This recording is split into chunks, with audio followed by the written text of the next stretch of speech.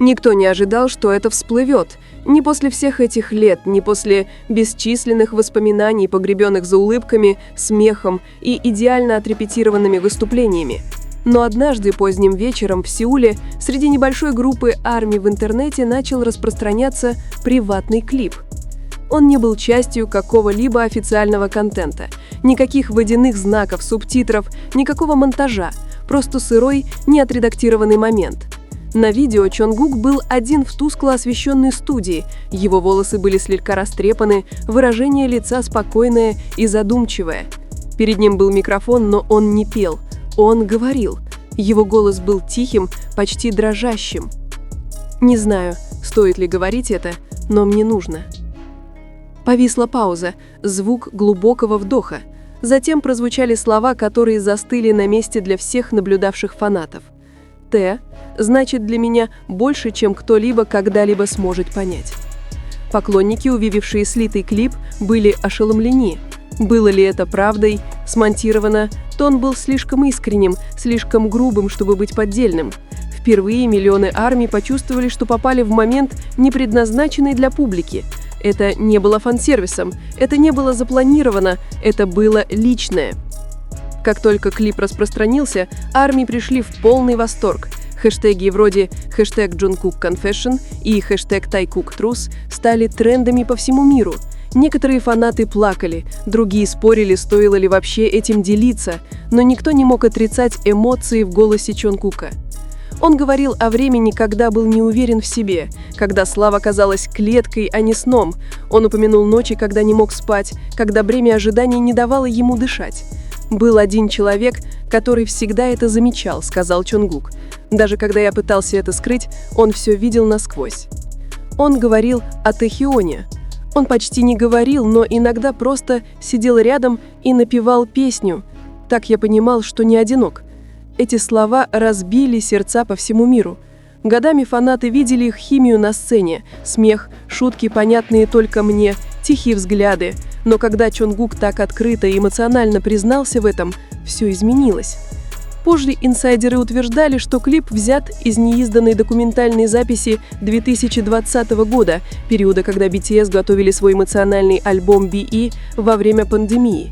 Все были в отчаянии, в изоляции и пытались найти утешение в музыке. В тот вечер Чонгук оставался в студии еще дольше, пока все остальные не ушли.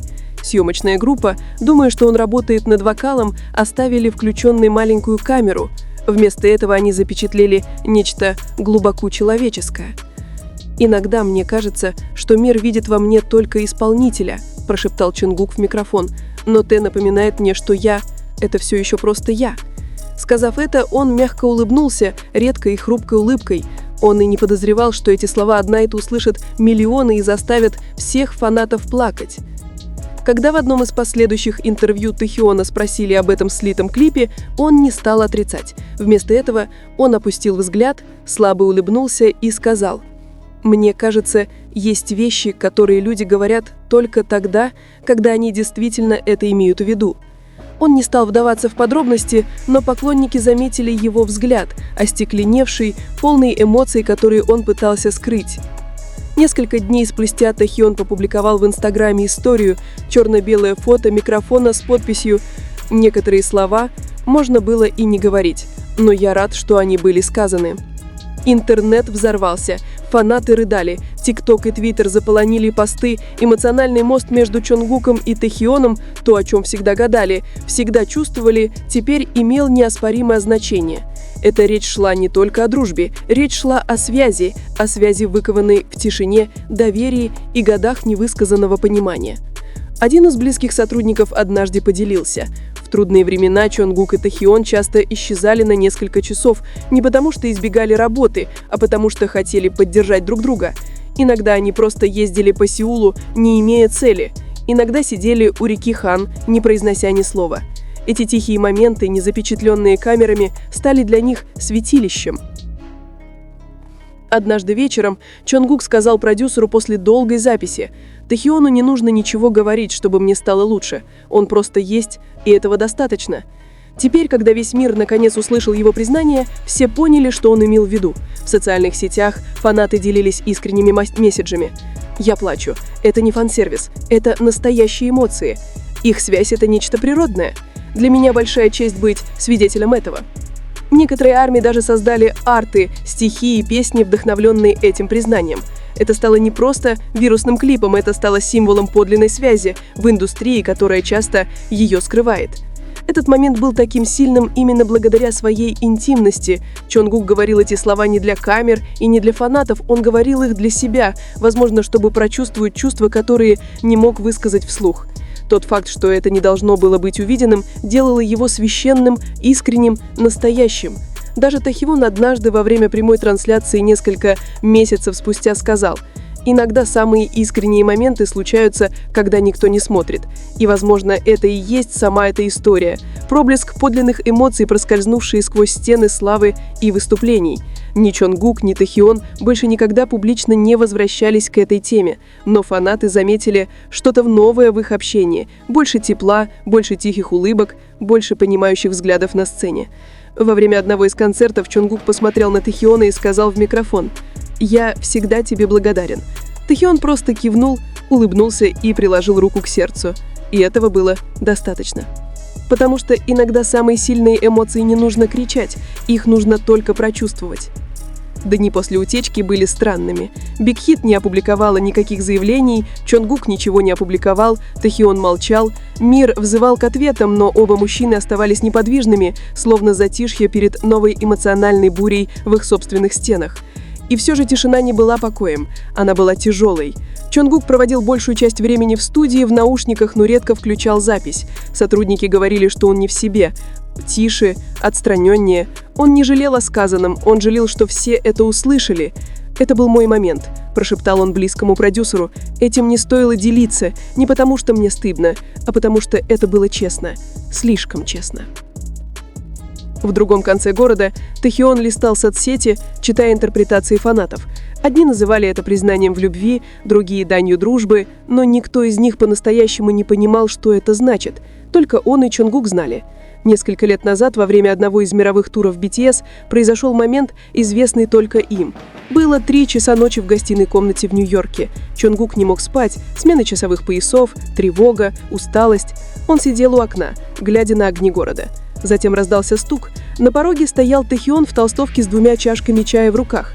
«Ты опять проснулся?» – сказал тихо Тахион. «Не мог уснуть», – ответил Чонгук. «Тогда давай не будем спать вместе». Они сидели рядом, молча потягивая чай, почти час. Затем, без предупреждения, Чонгук сказал: «Иногда мне кажется, что я просто играю. Даже вне сцены я все еще притворяюсь». Тахион посмотрел на него нежным взглядом. «Тогда перестань притворяться со мной». Этот момент запомнился Чонгуку на долгие годы. Он стал тихим семенем доверия, началом связи, слишком крепкой, чтобы выразить словами. Когда тебя окружает слава, уединение становится редкой сокровищницей. Для Чонгука быть у всех на виду было нормой, а вот понимание – редкостью.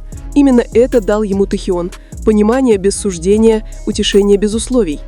«Он не спрашивает, почему я молчу», – сказал Чонгук однажды на закрытом собрании Тимы. «Он просто остается, пока я не заговорю». Вот почему просочившееся признание так сильно ударило по нему, потому что это был не скандальный секрет, это был секрет уязвимости, а уязвимость, однажды раскрытая, может ощущаться как обнажение. Спустя несколько недель, после того, как видео стало вирусным, Чонгук и Тахион наконец сели вместе. Это было в их общей комнате для репетиций. Свет был приглушен, в воздухе витал легкий аромат кофе, 2 человека, которые прошли вместе многое. «Ты видел видео?» – спросил тихо Чонгук. «Да», – ответил Тахион. «Ты злишься?» «Нет, просто удивлен». Повисла долгая пауза. «Это не должно было выйти наружу», – сказал Чонгук. «Я не хотел, чтобы мир отобрал то, что принадлежало только нам». Тахион поднял взгляд, его взгляд был спокоен. «Они слышат твои слова, но никогда их не поймут. Эта часть остается с нами». Чонгук слабо улыбнулся. «Ты всегда знаешь, что сказать». «Это потому, что я слушаю», – ответил Тахион. И в этой тихой комнате их дружба, их связь ощущалась еще крепче, чем прежде. У обоих была привычка писать письма, которые они никогда не отправляли. Участники BTS иногда так делали, особенно когда эмоции были слишком сильны, чтобы высказать их вслух. В одном из неотправленных писем Чонгука было написано: «Хён, никто не ожидал, что это всплывет. Не после всех этих лет, не после бесчисленных воспоминаний, погребенных за улыбками, смехом и идеально отрепетированными выступлениями. Но однажды поздним вечером в Сеуле среди небольшой группы армий в интернете начал распространяться приватный клип. Он не был частью какого-либо официального контента. Никаких водяных знаков, субтитров, никакого монтажа, просто сырой, неотредактированный момент. На видео Чонгук был один в тускло освещенной студии. Его волосы были слегка растрепаны, выражение лица спокойное и задумчивое. Перед ним был микрофон, но он не пел, он говорил. Его голос был тихим, почти дрожащим. Не знаю, стоит ли говорить это, но мне нужно. Повисла пауза, звук глубокого вдоха. Затем прозвучали слова, которые застыли на месте для всех наблюдавших фанатов. «Т значит для меня больше, чем кто-либо когда-либо сможет понять». Поклонники, увидевшие слитый клип, были ошеломлены. Было ли это правдой? Смонтировано? Тон был слишком искренним, слишком грубым, чтобы быть поддельным. Впервые миллионы армий почувствовали, что попали в момент, не предназначенный для публики. Это не был фан-сервис, это не было предусмотрено, это было личное. Как только клип распространился, армии пришли